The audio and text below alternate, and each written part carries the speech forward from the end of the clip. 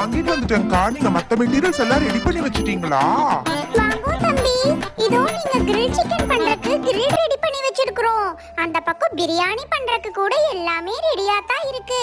நீங்க பண்ணினீங்கன்னா போதும். இந்தாங்கோ தம்பி, நீங்க சமைக்கிறதுக்கு விறகு கூட ரெடியா இருக்கு. பண்டி, எல்லாமே நீயே சமைக்க போறியா? என்னென்ன சமைக்க போற பண்டி? இந்த பக்கம் கிரில் சிக்கன் பண்ண போறேன்ப்பா, அந்த பக்கம் பிரியாணி பண்ண போறேன். இந்த அக்கா எல்லாமே ரெடி பண்ணி வச்சுட்டாங்க, அதனால நம்ம சீக்கிரமா பண்ணிரலாம். பண்டி, அத்தனையும் நீ எப்படி தனியா பண்ணுவ? நீ வேணா கிரில் சிக்கன் பண்ணு, பிரியாணி எப்படி பண்ணணும்னு நீ சொல்லு, நாங்க பண்ணிடுறோம். சரி இருங்க, கிரில்லுக்கு எல்லாம் ரெடி பண்ணி வச்சுட்டு பிரியாணி பண்ணலாம். ஃபர்ஸ்ட் கிரில் சிக்கனுக்கு உப்பு, மிளகா பொடி, இஞ்சி பூண்டு பேஸ்ட், அதுக்கப்புறம் ஆயில், அப்புறம் கொஞ்சம் தண்ணி எல்லாத்தையும் போட்டுட்டு நல்லா மாவு மாதிரி ஒரு மிக்ஸ் ரெடி பண்ணிக்கணும். அதுக்கப்புறம் இந்த மிளகா பொடியை கையால எடுக்க கூடாது, கை ரொம்ப எரியும். இந்த மாதிரி நம்ம கிட்ட ஏதாவது பிரஷ் இருந்தா பிரஷை வச்சு சிக்கன்ல எல்லா இடத்துலயும் படுற மாதிரி இந்த பேஸ்ட்டை வந்து அப்ளை பண்ணிடணும். உள்ள கூட நம்ம நல்லா சிக்கனை விரிச்சு அப்ளை பண்ணிடணும். வாவ், சூப்பர் பண்டி. நீ சொன்ன மாதிரி கையில அப்ளை பண்ணாம பிரஷ் வச்சு அப்ளை பண்ணா சூப்பரா இருக்கே, கையும் எரியாது. சரி, இப்ப ஃபுல்லா அப்ளை பண்ணியாச்சு. நான்சி, போய் கொஞ்சம் விறகு எடுத்துட்டு வா, அடுப்பு பத்த வச்சிடலாம். இந்தா பண்டி, நீ கேட்ட விறகு எடுத்துட்டு வந்து போட்டுட்டு அடுப்புல பத்த வை பண்டி. அடுப்ப பத்த வச்சாச்சு.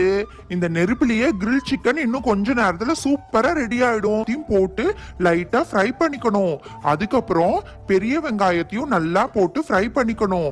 ஆனியன் பொன்னிறமா வதங்கின உடனே இஞ்சி பூண்டு பேஸ்ட் போட்டு அதுலயும் பச்சை வாசம் போகிற அளவுக்கு நம்ம வந்து வணக்கிக்கணும். இஞ்சி பூண்டு பேஸ்டும் ஃப்ரை ஆயிடுச்சு. அடுத்தது ஒரு ஸ்பூன் பிரியாணி மசாலா போடுறேன்.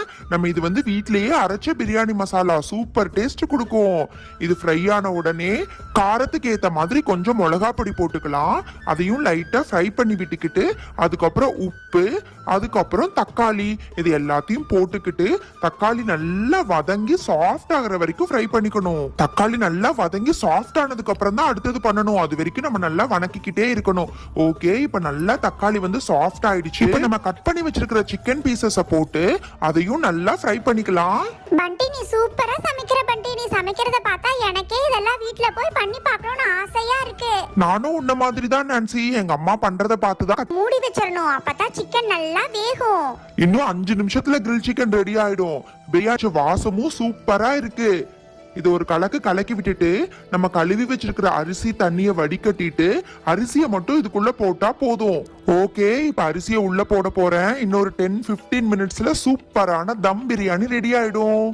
பண்டி, பிரியாணி ஸ்மெல் சூப்பரா இருக்கு பண்டி. பார்த்தாலே சாப்பிடணும் போல இருக்கு. பண்டி, நீ சொன்ன மாதிரி சிக்கன் எல்லாம் பயங்கர சாஃப்ட்டா சூப்பரா குக் ஆயிருச்சு பண்டி.